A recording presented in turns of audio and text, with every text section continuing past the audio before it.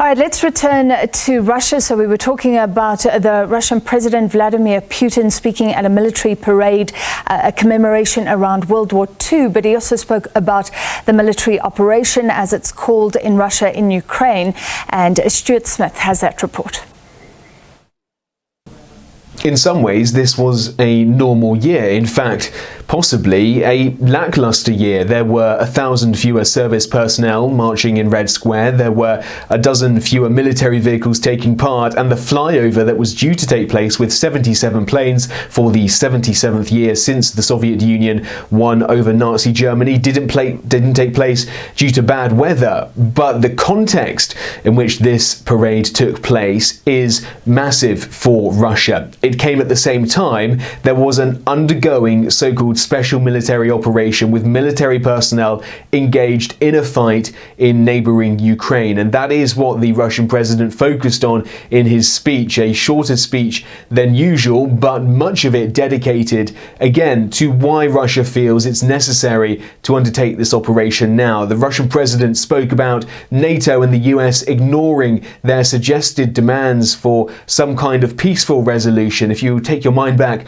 all the way to December, when we were talking about diplomacy to try and address Russia's concerns, which eventually did not go far enough for Russia, it seems, because now 2.5 months in to this so-called special military operation, Russia is still concerned that its security guarantees have not been met. And so the president was justifying again why it was so important. And notably for this event, it was interesting to hear him base it all as a continuation of what Russia did in 1945, that this is a continuing fight against fascism, that he claims the Ukrainian government are fascists and neo-Nazis, and he personally thanked the soldiers that paraded below him on Red Square for their efforts in trying to contain fascism. And then later in the day, the Immortal Regiment Parade, when Russian citizens marched through their native cities holding up portraits and photographs of their forefathers, their ancestors who took part in the war against Nazi Germany.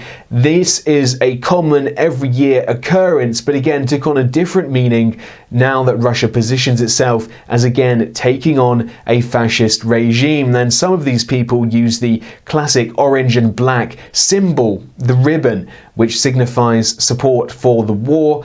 In 1945, now changed into a Z symbol to show support for the current operation. So a meeting of the past and the current in Russia today. And it seems the protests that were expected did not happen, but there were some people arrested at these marches, not for protesting against the operation so much as saying that their forefathers, that their ancestors who had fought against the Nazi regime did not die for what's going on. We understand that those people holding placards of that nature were removed from the parade and taken to the police station. Here in Moscow, though, a celebratory mood, not a sad one, and fireworks scheduled for later in the evening when it gets dark. Stuart Smith, SABC News, Moscow.